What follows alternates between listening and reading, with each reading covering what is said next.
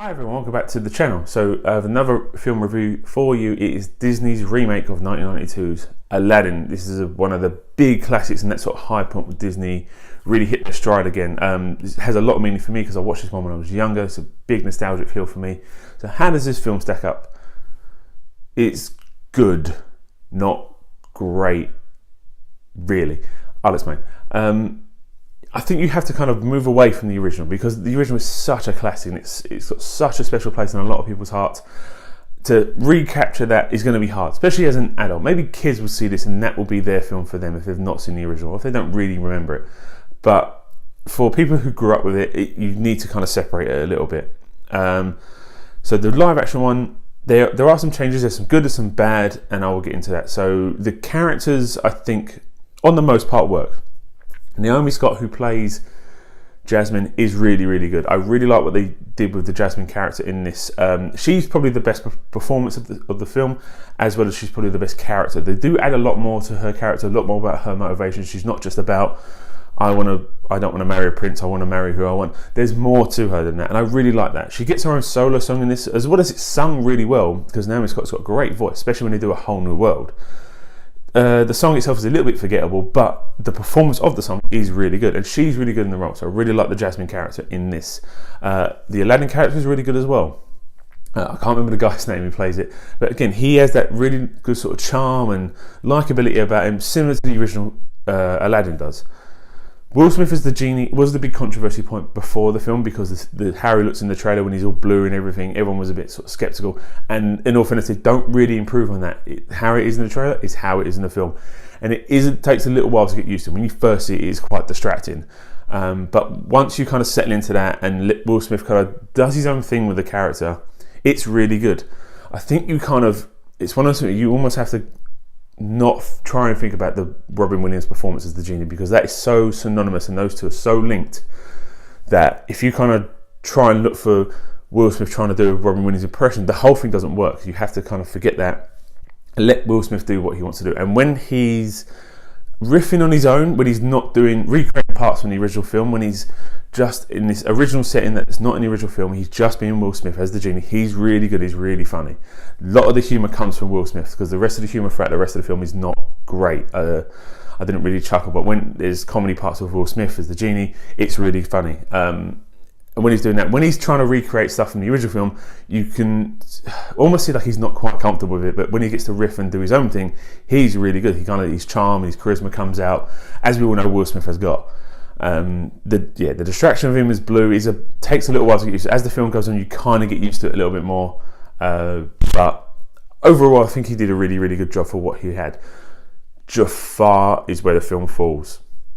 I did not like Jafar in this film whatsoever. The guy that played him I don't know, he didn't quite know how to emote villainy enough. Like the expression, I know it's a cartoon, but the expressions that the original Jafar has are so villainous. You can always tell that he has a plan. If a certain plan doesn't work, he'll go on to the next one. He's always in control of the situation. Even when he feels like he's not, he'll have something that comes up, and how he slowly gets drunk with power towards the end, and that's how he gets manipulated by Aladdin at the end of the original film. Is great because you see that sort of slow power kind of build up. This guy the way he talks is really weird. Like he really moves his lips like he's on a stage show, but he's not. It's in a film, so it doesn't quite work.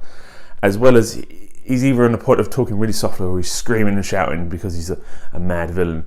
So it doesn't really work. I really didn't like the Jafar in this. Like he had no real sort of inner motivation. He just seemed to be bad for the sake of being bad. So it wasn't great. I didn't like that one at all. As well as the pace in the film is really weird. Like it starts off, it shoots out of the cannon pretty much. Like you get the sort of little interlude as the story begins, similar to the original, and then we kind of go into Agrabah. But the story, it really kind of paces up. Like they wanted to get their bit of the original out of the way so they can then focus on what they want to talk about in the changes. So it shoots off at a pace, then it kind of slows down for the middle part, and it was at a good pace. So we get the genie reveal, we get this, that, the other, we get the Prince Ali, and then it kind of races at the end. I'm like, oh, we're at the end point now already, and then it rushes through the end sequence. So where most films where the middle bit sort of lags, in this part the middle bit actually really works and it's kind of well paced, but the start and the end are really I don't know, really rushed through, and it was a bit of a weird pacing issue. As well as the set of Agrabah itself, it never really felt like a real place. It always felt like you're watching a stage show take place, or it looked like a set, looked like a soundstage. It never felt like a real city. As well as obviously I've probably seen the clip on YouTube where they do the Prince Ali sequence. As much as that's really good, and there's some good dance moves and stuff to it, and then when Will Smith's bouncing around as the genie, those are quite good, but the sort of grandness of the set, you can always tell it's a soundstage. Like in the cartoon, it looks huge, looks giant, this big parade that comes through the city. This one doesn't quite have that effect, as well as the finale as well, where the finale takes place. You can clearly tell that it's just a small soundstage set, and they've kind of worked with that, rather than in the cartoon when it's this huge grand hall. And I think you could have done a lot more with it. I even think the show itself, you ever seen the sort of West End / Broadway show, that's really grand and huge, whereas this feels quite limited and small. So I would have liked to have seen that brought to life a little bit better, as well as the pacing, and some of the songs as well aren't sung as well. This is the sort of weak point of Will Smith's performance overall, is his singing is not the best. As much as Robin Williams' singing, it wasn't the greatest, but he made it work as the genie, especially during the Prince Ali song. In this, Will Smith, I think his vocal limitations really kind of hindered that song from being the stand-up point, because that's my favourite song on the original. But in this, his singing is not the best on it. But the others singing, like the Naomi Scott singing is Jasmine's great, the Aladdin singing is great. You can see their singers. Will Smith isn't, he's a rapper. They do show some sort of hip-hoppy sort of elements in some of the songs, and I like that little change they did. And when those bits are coming up, I can hear he's in his element now. But when he's singing and trying to do the big notes, it doesn't quite work. So it kind of falls flat a little bit. But overall, I think the film is good. It's not great. It's probably one of the better of these live action remakes that they've done. Comparing them to that Beauty and the Beast, Jungle Book, Cinderella, Maleficent, which is the remake of Beauty and the Beast. This one is probably one of the better of those, but it's still nothing to eclipse any of the originals yet. None of them have really kind of shot themselves above where the originals were. So they're getting quite hard to justify outside of they're just making this to make a lot of money. And this will make a lot of money. There's so many people attached to Aladdin that even if it's not great, they're going to go see it anyway, because they just want to feel that nostalgia again. I get that. That's why I saw it. But I did enjoy it. It's something I think you should probably check out.